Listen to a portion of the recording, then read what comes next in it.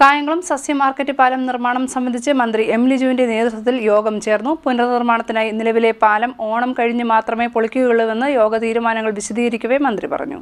കായംകുളം നഗരത്തിലെ സസ്യ മാർക്കറ്റ് പാലത്തിന്റെ നിർമ്മാണവുമായി ബന്ധപ്പെട്ട് എക്സൈസ് സഹകരണ വകുപ്പ് മന്ത്രി എം ലിജുവിന്റെ നേതൃത്വത്തിൽ യോഗം ചേർന്നു. പുനർനിർമ്മിക്കാനിരിക്കുന്ന കായംകുളം സസ്യ മാർക്കറ്റ് പാലം ഓണത്തിന് ശേഷം മാത്രമേ പൊളിക്കുകയുള്ളൂവെന്ന് യോഗത്തിന്റെ തീരുമാനം വിശദീകരിച്ചുകൊണ്ട് മന്ത്രി എം ലിജു പറഞ്ഞു. പാലത്തിനായി ഭൂമി ഏറ്റെടുക്കുന്ന പ്രക്രിയ വേഗത്തിലാക്കും. ഇതോടൊപ്പം തന്നെ ഭൂമി നൽകുന്ന വ്യക്തികൾക്ക് നഷ്ടപരിഹാരം നൽകുന്ന നടപടികളും ദ്രുതഗതിയിലാക്കും. ക്രിയാത്മകമായ നിരവധി നിർദ്ദേശങ്ങൾ യോഗത്തിൽ നിന്നും ഉണ്ടായെന്നും മന്ത്രി പറഞ്ഞു.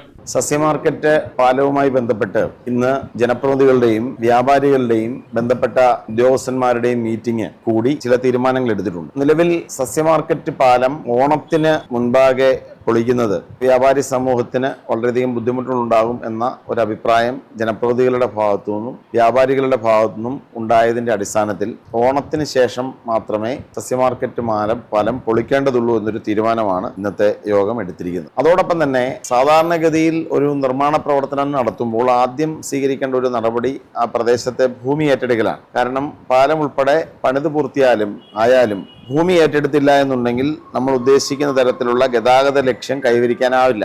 സസ്യ മാർക്കറ്റ് പാലത്തിൽ നിലവിൽ ഭൂമി ഏറ്റെടുക്കലിന്റെ നടപടികൾ യഥാർത്ഥത്തിൽ മുടങ്ങിക്കിടക്കുക എന്ന് പറഞ്ഞാൽ അതിനുള്ള പ്രവർത്തനങ്ങൾ പൂർണ്ണ സജ്ജമായിട്ടില്ല.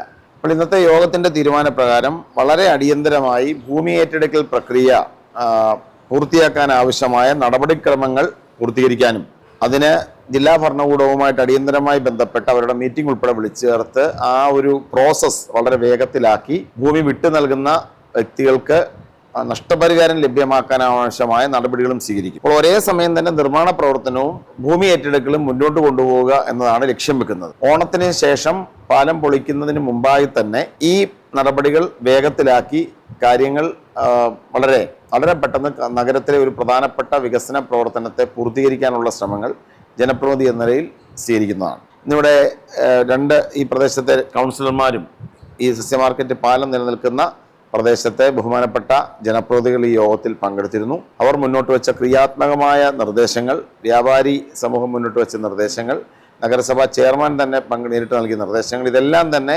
കണക്കിലെടുത്തുകൊണ്ട് കൂട്ടായ ശ്രമത്തിലൂടെ ഈ പ്രശ്നത്തിന് പരിഹാരമുണ്ടാക്കാനുള്ള ശ്രമങ്ങളുണ്ടാവും. നഗരസഭാ ചെയർമാൻ ശരത് ലാൽ ബെല്ലാരി, വാർഡ് കൗൺസിലർമാരായ രാജേഷ് കമ്മത്ത്, സജന ഷഹീർ, വ്യാപാരി പ്രതിനിധികൾ, ബന്ധപ്പെട്ട വകുപ്പ് ഉദ്യോഗസ്ഥർ തുടങ്ങിയവർ പങ്കെടുത്തു. CDNet news Kayamkulam.